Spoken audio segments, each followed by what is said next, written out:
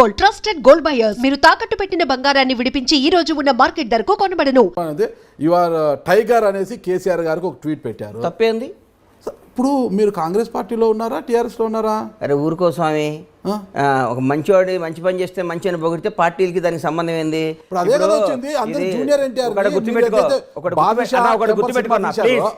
గుర్తుపెట్టుకో, చెప్పండి. అవతల పార్టీ ఉన్నానా యువతల పార్టీ ఉన్నానా, ఆ ఇంట్లోనే ఇంట్లో ఉన్నాడు కదా. మంచిని మంచి అనాలి, చెడుని చెడు అనాలి. నా కొడుకు తప్పు చేసినా నా కొడుకుని తిట్టాలి. పక్కోడు నాకు శత్రువు కొడుకు మంచి పని చేసినా పొగడాలి. పొగిడితేనే క్యారెక్టర్. ఊరికే వాడు మంచి చేసినా కానీ అని తిడితే అది రాజకీయ వెట్ అవుతుందండి. ఓకే, మరి స్టికానే ఉండాలి కదా, నిలబడాలి కదా.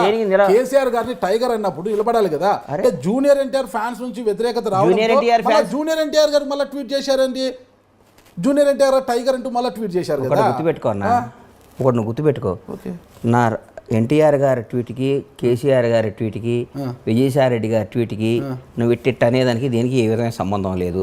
నంబర్ 1, కేసీఆర్ గారు నేను ఆ రోజు ఎందుకు చేశానంటే, నేను ఆ రోజు నారాయణపేట ఏదో పని నుండి వెళ్తే నారాయణపేట పక్కన మా పొలం ఏదో రిజిస్ట్రేషన్ ఉంటే పోయి వస్తుంటే అక్కడ రైతులతో మాట్లాడితే వాళ్ళ ఆనందం, ఆ సస్యశ్యామలో, ఆ వాటర్ ఏందా, నీళ్ళ పంచాయతీ ఏంది, నీళ్ళు ఎట్లున్నాడు, మనకి బేఫికర్ సార్, ఒక 2-3 ఏళ్ళు వర్షాలు లేకున్నా ఏం కాదు సార్ అని మాట్లాడుతుంటే, ఈ కేసీఆర్ గారు వచ్చిన తర్వాత ఆ డెవలప్మెంట్ చూసి బై గాడ్ ఇంకో ఇంటెన్షన్ కూడా లేదు నాకు. కేసీఆర్ గారు మీరు టైగర్, ఎందుకంటే అట్టడుగుపోయిన తెలంగాణ, కష్టాల్లో ఉన్న తెలంగాణ, బీటులు బారిన తెలంగాణ, దాహత కోసం ఎదురు చూస్తున్న తెలంగాణ, ఫ్లోరైడ్ బాధితుల తెలంగాణ, ఇన్ని తెలంగాణను మంచో చెడో విడిపోయినాక ప్రతి ఒక్కళ్ళు సస్యశ్యామలం తెలంగాణ. సస్యశ్యామలం, నేను only I'm talking about lands, agriculture, water. అంతేగాని మీరు కేసీఆర్ నచ్చాడా, అవినీతి లేదా, ఇవన్నీ నువ్వు 100 క్వశ్చన్లు వేసి తిరకాసి పెట్టి శకుని క్యారెక్టర్ నా ముందు చేయకు, శకుని లాగా చేయకన్నా. నేను వాస్తవంగా చెప్తున్నా, నేను ఆగన్నా. కేసీఆర్ గారు ఆ ఆప్షన్లో నచ్చి సార్ వాళ్ళ రైతుల్లో ఆనందం చూసి కేసీఆర్ సార్ టైగర్ అని పెట్టా. అంతేగాని దాని వెనకాల ఒక స్కెచ్ చేసి దానికి ఒక మాస్టర్ ప్లాన్ వేసి దానికి ఒక బోర్డు మీటింగ్ పెట్టి నీలాంటి 10 మంది సలహాలు తీసుకొని బొక్క పెడతాను. సలహాలు తీసుకోలేదు, జూనియర్ ఎన్టీఆర్ గారికి అంటే పాపం వాళ్ళ ఫ్యాన్స్ హీరో గారు అన్నారని ఫీల్ అయ్యారు. ఎన్టీఆర్ అనేవాడు నా హీరో, నాకు ఎప్పటికీ నాకు ఆ రెస్పెక్ట్, ఆ గౌరవం ఉంటుంది. నా ప్రాణం పైన నేను ఎన్టీఆర్ గారిని కామెంట్ చేయటం అట్లా చేయను, నాకేం అవసరం అండి. మెగా ఫ్యామిలీకి మీరు చాలా దగ్గర ఉంటారు కాబట్టి, కేసీఆర్ గారు మెగా ఫ్యామిలీని చాలా గౌరవిస్తుంటారు కాబట్టి అందులో ప్రసోదితో పొద్దున్నే తీసుకొచ్చి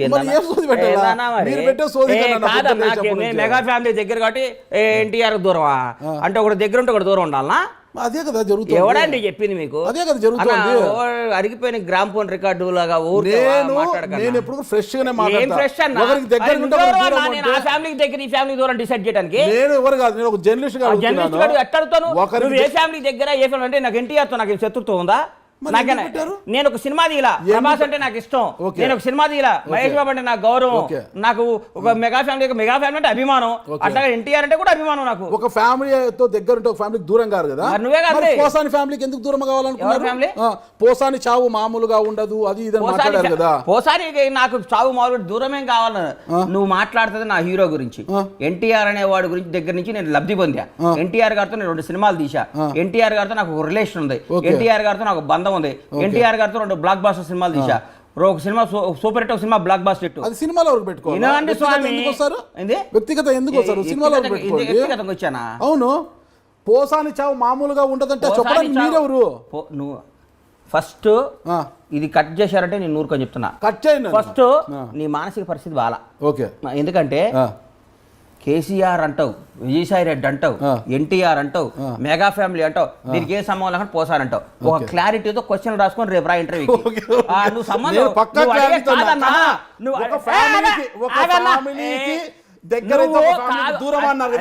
దానికి వివరాలు చెప్తున్నా నేను. నువ్వు వేరే వాళ్ళు ఇరికించుకో, నీ వల్ల నువ్వు పెట్టే బోన్లో ఎలికలు చాలా ఉంటాయి, పడేయి. బండ్లా గణేష్ పడ్డావు. నువ్వు 1 by 1 క్వశ్చన్ కరెక్ట్ గా అడుగు. నువ్వు 1,00,000 క్వశ్చన్లు అడుగు, నేను 1,00,000 సమాధానం ఇస్తా. సంబంధం లేని మాట్లాడుకో. నువ్వు ఎత్తుకునేదే తప్పు. ఆంధ్ర అన్నావు, విజయసాయి రెడ్డి గారు అన్నావు, ఆన్సర్ ఇచ్చా. కేసీఆర్ గారు అన్నావు, ఆన్సర్ ఇచ్చా. ఎన్టీఆర్ గారు అన్నావు, ఆన్సర్ ఇచ్చా. చిరంజీవి గారు అన్నా మెగా ఫ్యామిలీ అంటే ఆన్సర్ ఇస్తా, మళ్ళీ ఇంకో పోసాని అడుగు ఆన్సర్ ఇస్తా, అంతేగాని దాన్ని దీన్ని కింద పైన పెట్టి నన్ను ఇబ్బంది పెట్టాలి. లింకులు పెట్టడం నువ్వు ముందు నిద్రపోకుండా రాసుకొని వస్తావు, నెట్ట లింక్ పెట్టాలని. నేను లింకు కానీ గింకు కానీ పెట్టను. నువ్వు 9 దాకా నీ ప్రోగ్రామ్ ఎట్టగొట్టాలని చూసా, మళ్ళీ నన్ను తిడతావు, నన్ను మనకున్న రిలేషన్ తో మళ్ళీ నేను వచ్చి నేను ఒప్పుకున్నా. నేను ఎందుకు అన్నానంటే ఒక ఫ్యామిలీకి దగ్గరంటే ఒక ఫ్యామిలీకి దూరం అయినట్టు అన్నారు కదా, దానికి సీక్వెన్స్ గా ఇది అన్నాను. ఎన్టీఆర్ ఫ్యామిలీ ఏంది, మెగా ఫ్యామిలీ ఏంది, నువ్వు మాట్లాడే మాటలు ఏ ఇష్యూలో అన్నాను, ఏ ఇష్యూలో అన్నాను అడగవే. మీరు చెప్పండి ఆ ఇష్యూ స్వామి. నేను అన్నాను కదా పోసాని గాని ఎందుకు ఆ మాట అన్నారు, మరి ఆ ఫ్యామిలీ కూడా ఒక ఫ్యామిలీనే కదా, ఆ ఫ్యామిలీకి ఎందుకు దూరమైన చెప్పండి. ఒక తల్లిని ఆ రోజు ఒక తల్లిని కామెంట్ చేశాడు కాబట్టి, ఒక అమ్మని మనకేం సంబంధం, మనకి జన్మనిచ్చి మనకి తన పాలు ఇచ్చి తన బిడ్డలను మోసి 9 మాసాలు కానీ బతకండి రా నాయనని పంపిస్తే మన అమ్మమ్మని ఏం చేసిందండి, అమ్మని తిట్టడం అవన్నీ తిడితే ఆ రోజు హట్ అయ్యి అన్నా కానీ నాకు అంతేగాని నువ్వు బండ్లాగా నిమిషం కోపమంటే నన్ను తిట్టు, నన్ను కొట్టు, నన్ను కానీ మా అమ్మ నాయన ఏం చేశారు సార్, ఎప్పుడైనా బియాండ్ ద లిమిట్ మనం కొట్టుకోవాలి కానీ మన అమ్మల్ని మన జన్మనిచ్చినందుకు మన అమ్మ నాయనను మన కడుపును పుట్టిన మన పిల్లలకి ఏం బాధ్యత, తప్పే అది ఎవరు అంతేగాని నాకు పోసాని ఆ విషయం మీద విభేజించా, పోసాని భార్య నాకు క్లోజు, పోసాని పిల్లలు నాకు క్లోజు, కానీ ఈ మధ్య మాట్లాడటం లేదు ఎందుకంటే కలవలేదు. అంతేగాని పోసాని అనేవాడు నాకు ఎన్నో వేషాలు రాశాడు, నా సినిమాలో ఆయనకి లైఫ్లో మర్చిపోలేని వేషం ఇచ్చే టెంపర్లో నాకు ఏ విధమైన లేదు. అంటే దేనికైనా ఒక క్రాస్ ఉంటుంది నాగరాజ్ అన్న, ఒక క్రాస్ ఒక గీత ఉంటుంది. సీతాదేవిని కూడా రాముడు గీత దాటొద్దు అన్నాడు, రాముడు మాటని ఒక గీత దాటితే రావణాసుని ఎత్తుకపోయిండు. అర్థం కాలా ఎందుకు గీత గీశాడు, అమ్మ ఈ గీత దాటితే డేంజర్ రోడ్లో పడతావు తల్లి అన్నాడు. వేరే కూడా లక్ష్మణుడు గెటప్లో వచ్చి ఆయన మోసం చేశాడు, సీతాదేవే నేను మోసం చేయగలిగేవారు. నీకు అర్థం, నువ్వు కూడా నువ్వు రావణాసులు అంటాడువి, నువ్వు ఒక గీత ఉండదు, గీత గీసుకొని ఉంటాం మేము, నువ్వు రాగాలి ఆ గీతను దాటియాలని ట్రై చేస్తావు. గీత గీస్తావు, గీత గీసి ఎట్లా కొట్లా మమ్మల్ని నాన్న సంకల్ నాకు ఇచ్చి గీత దాటిస్తావు. ఆ దాటినాక నువ్వు మమ్మల్ని ఫుట్బాల్ ఆడుకొని గీములు చేసి రాజశేఖర రెడ్డి గారు ఓడిపోయారా అంటావు, ఏదో ఒక తప్పు గవక్కడ అంటావు. దాన్ని 100 ఏళ్ళు ఇవన్నీ కాదయ్యా నువ్వు. అందుకనే గీత ఒక దేనికైనా ఒక గీత ఉంటుంది. ఈ గీత యువతలో నన్ను 100 క్వశ్చన్లు అడుగు, నన్ను కనిపిజి చేసి గజిబిజి చేసి తప్పు చేసి రాంగ్ చేసి నువ్వు నన్ను గీత దాటియకు, దాటిస్తే గజిబిజి చేసినా ఎవరు గజిబిజి చేసినా మీరు గజిబిజి అవుతారా? అమ్మోని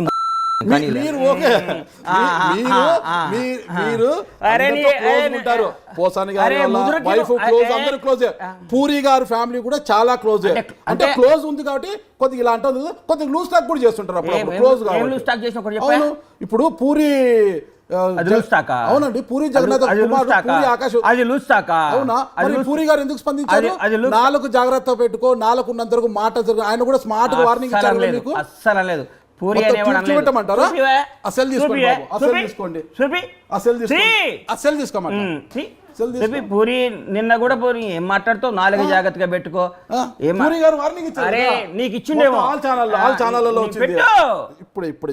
పెట్టు, లేకపోతే ఆ ఇంటర్వ్యూ బందేగా. పూరి అనే బండ్లాగా నీకు వార్నింగ్ ఇవ్వకపోయిందంటే నీకు బందేగా నేను చెప్తున్నా. మీ పేరు ఎత్తకుండానే వార్నింగ్ ఇచ్చాడు, మీ పేరు ఎత్తుకుంటే స్మూత్ గా వార్నింగ్ ఇచ్చాడు. నేను ఆయన మీద దీంతోనే సరే ఈయన కూడా పిలిచి టికెట్ ఇచ్చారనుకోండి, నువ్వు పోటీ చేయాలన్నారు, ఓకే. మొన్న టికెట్ ఇవ్వలేదండి నాకు. కేసీఆర్ గారు ఎన్నో సందర్భాల్లో నన్ను పార్టీలోకి రమ్మంటే, బావగారు నేను రాను, డూ ఆర్ డై, నేను అన్నం ఉండదలుచుకున్నా, ఎందుకంటే మంచి మంచి వాళ్ళు కూడా పార్టీలు మారి అన్పాపులర్ అయ్యారు, నేను అట్లా ఆగదలుచుకోవద్దు బావగారు ప్లీజ్ అని చెప్పిన పలు సందర్భాల్లో. ఆయన కూడా నన్ను డిస్టర్బ్ చేయలేదు. 1-2 సార్లు నేను ఇంటికి వస్తున్నా అన్నారు కేసీఆర్ గారు, హరీష్ రావు గారు కూడా మీ బావ రమ్మంటున్నాడని వచ్చారు. నేను బావగారు అంటాను, ఎంతమందిలో ఉన్నా నన్ను కూడా బావమరిది అంటాడు. అప్పటి పిలుపు అయినా ఇప్పటికి మర్చిపోలేదు, అది ఆయన గ్రేట్నెస్. నేను ఫస్ట్ పార్టీలో చేరిన రోజున పార్టీ హౌస్లో అంతమందిలో మీడియా ప్రెస్ ముందు ఫలానా ప్రొఫెసర్ గారు, ఫలానా పారిశ్రామికవేత్త ఫలానా గారు, ఫలానా మాజీ మంత్రి గారు ఫలానా గారు, మాజీ మంత్రి నా బాబుమరిది బాబుమోహన్ గారు అని మాట్లాడారు. కన్నండా నీళ్ళు నాకనే ఇది అప్పుడు పిలిచిన పిలుపు ఓకే. ఇప్పటికి కూడా ఇప్పుడేమో పని, అప్పుడంటే అన్నాడు బాబుమరిదని అని అనుకున్నాను. టికెట్ ఇవ్వకపోయేసరికి నాకు ఫోన్, అప్పటికి 10 days అయిపోయింది. ఇక నేను ఏ పాలిటిక్స్ వద్దు, హాయిగా సినిమాల్లో టీవీ సీరియల్ చేసుకున్న బతకొచ్చు నేను మంచిగా ప్రజలకు దగ్గర. ఎందుకో నా మంచికే ఈయన టికెట్ వేయలేదు, మంచి పని అయింది అనుకున్నాను నేను ఎట్టుపోలేదు, ఇక ఇంట్లోనే ఉన్నా. ఫోన్ కేసీఆర్ గారు మాట్లాడతారు, గుండె గడగడ గడగడ కొట్టుకుంటుంది. ఇక అంటే చానాల తర్వాత మాట్లాడుతున్నాను, ఏమంటాడు అసలు ఎందుకు వచ్చింది ఈ ఫోను. సరే అని హలో అని పెట్టుకున్నాను.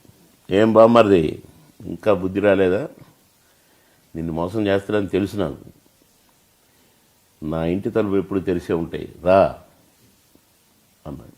రేపు వస్తా బావా, నీ ఇష్టం బామ్మరిది అని పెట్టేసి పొద్దున్నే మోగనే టికెట్ ఇచ్చాడు. పోటీ చేయిపో అన్నాడు, వేసాను. 15 రోజులు ఒక్క చిటికేసుకుంటూ తిరిగాను, గెలిచాను, వచ్చాను. సో నేను పార్టీలు మారవలేదండి. టికెట్ ఇవ్వలేదు కనుక, టికెట్ ఇచ్చి పోటీ చేయమన్నాడు కనుక ఒక అవకాశం ఇచ్చి చూద్దామని. అవకాశం కాదు, మీకు ఒక అవకాశం ఇచ్చుకుని ఇంకొక పాలిటిక్స్లోకి తెచ్చింది నేను. ఇప్పుడు నువ్వు ఎటుగాని పరిస్థితి అయిపోయింది, అంతే కదండి. సినిమాలు మానేశాను, సినిమాలు ఇప్పుడు నేను ఇక్కడ రాజీనామా చేశాను అనగానే వస్తాయా, రావు. నేను ఇప్పుడు ఏం చేసి బతకాలనే దాంట్లో పడిపోయానండి. ఇప్పుడు నా లైఫ్ ఏంటండి. ఆ టైంలో పిలిచి టికెట్ ఇచ్చి పోటీ చేయిపో అని మనుషుల్ని ఇచ్చి, బాబు అన్ని చూసుకోండి మీరు అని పంపిస్తే అసలు కళ అనేది మనం చెప్పండి. కండ వేశారు, బీఫారం ఇచ్చారు, పోటీ చేయిపో అన్నారు. రేపు లాస్ట్ డేట్ నామినేషన్. ఇవాళ టికెట్ ఇవ్వకపోతే ఇచ్చాను, పోయాను. సరే, ప్రజలకు నా మీద ఉన్న అభిమానం గెలిపించింది, వచ్చిన. అంతేకాని నేను ఏదో పదవుల కోసం పార్టీలు మారి కాదండి. ఆ ప్రేమను చూశాను, ఈ ప్రేమను చూశాను. అందరూ మారారు, నేను మారకుంటున్నాను. ఇతను ఎవడు మాట వెదవల మాట విని నాకు టికెట్ ఇవ్వలేదు. ఒక అతనికి ఎంపీ టికెట్ ఇచ్చిండండి, వాడు 10 కోట్లు పెట్టుకుంటున్నాడు. వాడు చెప్పిన వాళ్ళకి టికెట్లు ఇచ్చి బాబుమోహన్కి వద్దు ఇవ్వద్దు అని వాడు చెప్తే నాకు ఈయన వేయలే. ఈయన క్యాండిడేట్ని పెట్టిండు, డిపాజిటే రాలే వాడికి. ఎంపీ క్యాండిడేట్ కూడా డిపాజిట్ రాలే. డిపాజిట్ ఎందుకు రాదండి? 7 కాన్స్టిట్యున్సీలు ఉంటాయి కదా ఎంపీకి. నా పవర్, నాకు జరిగిన అన్యాయం అంత పనిచేసిందాడు. బాబుమోహన్కి టికెట్ ఇవ్వా అన్నట్టు అయిపోయింది. నిజం. మరి ఎంపీకి 7 నియోజకవర్గం, ఇప్పుడు నా నియోజకవర్గంలో రాలేదండి, మిగతా నియోజకవర్గంలో రావాలిగా. 6 ఉన్నాయి కదా ఇంకా. నేను ఎక్కడ మళ్ళా ఇప్పుడు మాట్లాడుతున్నాను. అవును, ఈ మధ్య అసలు ఎక్కడ మీరు, నేను ఎక్కడ ఒక్క మాట నాకు టికెట్ ఇవ్వలేదని కానీ, నాకు ద్రోహం జరిగిందని కానీ, అన్యాయం జరిగిందని కానీ, సినిమా ఫీల్డ్ని వదిలేసుకోవాల్సి వచ్చింది ఈయన గురించి అని కానీ నేను ఎక్కడ అనలేదండి. టాపిక్ వచ్చింది కాబట్టి మీరు ఎందుకంటే 2-3 సార్లు రిపీట్ చేశారు. ఈ పార్టీలు 2-3 పార్టీలు మారితే ఎట్లా, నేను మారలేదండి. అదే కాన్స్టిట్యున్సీ మళ్ళీ పరిస్థితులు మిమ్మల్ని అలా తీసుకెళ్ళాయి. ఇప్పుడు అదే ప్రజలకు పార్టీలు మారండి అనేది ఉంటే 100 కోట్లు పెట్టినా కూడా అంత మెజారిటీ ఎట్లా గెలుస్తుండే నేను? నాకెవరు లేరు, నాకు ఓటరే మిగిలిండు. ఓటరే లీడర్ అయింది. నాకు లీడర్ లేరండి, అందరిని కొనేసిండు అతను, అందరిని కొనేసిండు. మామూలు ఒక మాజీ ఎంపీ పిల్లంటోని, మాజీ సర్పంచులను కూడా ఉండనీయలేదు. ఓన్లీ ఓటర్ లీడర్ అయ్యి నన్ను గెలిపించారు. ఇది చిన్న విషయంగానే కాదండి. ఇప్పుడు చూసిన ట్వీట్లు మధ్యరాత్రి అర్ధరాత్రి ఓడక తాగుతూ చేస్తుంటారు. డే టైంలో అసలు ఎప్పుడు చేయడానికి సాహసించరా, లేదా చేయడం ఇష్టం ఉండదా? మందు కొడితేనే కానీ ఆయనకి ధైర్యం రాదు అని. మీరు నా టైం లైన్ చూడండి, నా డే టైమ్స్ ట్వీట్స్కి నైట్ టైం ట్వీట్స్కి ఏమి తేడా ఉండదు. నేను ట్వీట్ పెడితే definitely it is going to create some effect, and ఆ ఎఫెక్ట్ ఉంటేనే నేను పెడతాను. Point 1. Okay. Point 2, night time పెట్టడానికి రీజన్ ఎందుకంటే నేను పొద్దున్న బిజీగా ఉంటాను కాబట్టి I try to go to the internet and see what's happening. ఇంటర్నెట్లోనో లేకపోతే నేను కలిసినప్పుడు అందరం కలిసినప్పుడు ఏం జరుగుతున్నాయని చెప్తారు కాబట్టి ఆ పర్టికులర్ టైంలో ఎక్కువ వస్తాయి ఒక్కొక్కసారి. ఓకే. కానీ కంటెంట్ వైజ్గా నేను డే టైంలో ఇప్పుడు ఫర్ ఎగ్జాంపుల్ గణపతి ట్వీట్లు ఉన్నాయి. గణపతి ట్వీట్లు మ్యాక్సిమం పొద్దున్న 11 o'clock పెట్టినాయి అన్ని. ఓకే ఓకే యా అంటే మోస్ట్ కాంట్రవర్షియల్ ట్వీట్స్ అని ఎవరైతే అనుకుంటారో రిలేటివ్గా.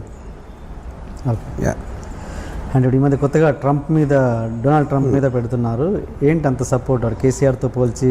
ఇది డొనాల్డ్ ట్రంప్ కొత్త అతను కాబట్టి డొనాల్డ్ ట్రంప్ ఇప్పుడు నా లైఫ్లో కొత్త అమ్మాయి. అంటే ప్రపంచంలో ఏది ఏ ట్యాప్కి అంతే. ఆబ్వియస్లీ ఏది మీకు న్యూస్లో ఉంటే ఏది మీకు ఇప్పుడు ఇంట్రెస్ట్ కలిగిస్తుందో ఆబ్వియస్లీ దాని మీద ఎవడన్నా రెస్పాండ్ అయ్యేది. మీరే ఎందుకు రియాక్ట్ అవుతున్నారు? అంటే నాకు రియాక్ట్ అయ్యే కెపాసిటీ ఉంది కాబట్టి. మిగతా వాళ్ళకి ఆలోచన ఉండదు, ఆలోచన బయట పెట్టలేదు, ధైర్యం ఉండదు. ఓకే. అంటే అక్కడ ఏంటి తను గెలుస్తా ఏంటి పరిస్థితి అక్కడ పొలిటికల్? నాకేం తెలియదు, నాకు ఇష్టం డొనాల్డ్ ట్రంప్ ఏ పార్టీ కూడా తెలియదు నాకు చూడటానికి వినటానికి నచ్చుతాడు అంతే. బాగుంది. అంతగానే నాకేం తెలియదు. నాకు కేసీఆర్ కూడా ఏమీ నాకు తెలంగాణ నాకేం తెలుసు. నాకు కేసీఆర్ అంటే ఇష్టం, తెలంగాణ అంటే ఇష్టం కదా. కానీ మీరు పెట్టే స్టైలు అదేదో కించపరుస్తున్నట్టుగా ఉంటుంది తప్పించి ఎలాగా అది ఇంగ్లీష్ రానోడు కనిపిస్తుంది. లేదు మీరు మామూలు తెలుగులో ఇంటర్వ్యూలో మాట్లాడింది చెప్పండి, నాకు ఒక్కటి చెప్పండి. ఉదాహరణకు ఒక కేసీఆర్ నాకు అందగాడుగా అంటే ఏదో అంటే అది ఎలా ఉంటుంది మీ మనసులో నిజమే అది, కానీ చూసే వాళ్ళకి వీడు వ్యంగ్యంగా మాట్లాడుతున్నాడు. నేను అదే చెప్తున్నాను. ఇప్పుడు నేను అప్పుడే ఒకసారి దీని గురించి వివరణ ఇచ్చాను. అందం అనేది కంటిని అట్రాక్ట్ చేసేదాన్ని అందం అంటారు. కేసీఆర్ హిట్లర్ ఒక మ్యాగ్ ఒరేటరీ పవర్స్ ఉంటారు. జస్ట్ ఒక క్లోజప్ పెట్టి అనర్గళంగా గంట 2 గంటలు మాట్లాడతారు, మీరు కళ్ళు తిప్పుకోలేరు. ఇలియానా అంటే అందగతిని అయితే 3 నిమిషాలు పాటలు చూడగలుగుతారు, అందుకని ఎక్కువ చూడలేరు. కేసీఆర్లో ఉన్న ఇంటెన్సిటీ, తనకున్న వాయిస్, తను మాట్లాడే మాటలు, తన కళ్ళల్లో ఉండే పవర్ అనేది ఇలియానా అందం కన్నా పెద్ద అందం అని చెప్పారు. అది కాంప్లిమెంట్. అది దాంట్లో వ్యంగ్యం ఏముంటుంది? ఓకే. ఆ ముక్కు మీకు అంటారు కదా మీరు. సరే, మీరు నాకు కలిసారు ఎప్పుడైనా కేసీఆర్ గారిని? ఓకే. అండ్ సినిమా టాపిక్ వస్తే ప్రభాస్ ఆ మధ్య మీ డైరెక్షన్లో చేయాలని ఇంట్రెస్ట్ చూపారని నిజమేనా? అసలు లేదు. నేను ఎప్పుడు తెలుగులో ఏ హీరోని కూడా నేను ఎప్పుడు సినిమా మీరు కాదు, నేను అడగలేదు, ఎవరు అడగలేదు. అంటే ఎందుకు మీరు ఆఫ్టర్ నాగార్జున గారు అండ్ వెంకటేష్ వాళ్ళ తర్వాత మీరు ఎవరు స్టార్స్తో పనిచేయలేదు? ఏంటి రీజన్? ఇప్పుడు నేను చేసే టైప్ సినిమాలు, నేను ఎన్నుకునే సబ్జెక్ట్స్ అది they are not related, they are not applicable to stars. ఎందుకంటే స్టార్డమ్ అనేది ఒక ఇమేజ్ ఉంటుంది, వాళ్ళకి ఒక ఫ్యాన్స్ ఉంటారు, పాటలు, కామెడీ ట్రాక్, ఇన్ని సెంటర్లో ఇన్ని రోజులు ఆడాలి, ఇలాంటి రిక్వైర్మెంట్స్ ఉన్న లాంటి ప్రాజెక్ట్స్ అండ్ వాళ్ళు చేయాలంటే. ఎందుకంటే వాళ్ళు ఎందుకు చేయాలంటే బికాజ్ అంతంత డబ్బులు పెట్టి అంతంత కాస్ట్లకి అమ్ముతున్నప్పుడు అన్ని వర్గాల ప్రజల్ని సాటిస్ఫై చేయాల్సిన ఒక కమర్షియల్ నెసెసిటీ ఉంటుంది. ఆ టైప్ సినిమాలు నేను చేయను, నాకు చేయడం చేత కాదు. చేయడం అంటే నాకు చేయట్లేదు అని చెప్పట్లా, నాకు అసలు ఆ కెపాసిటీ లేదు నాకు.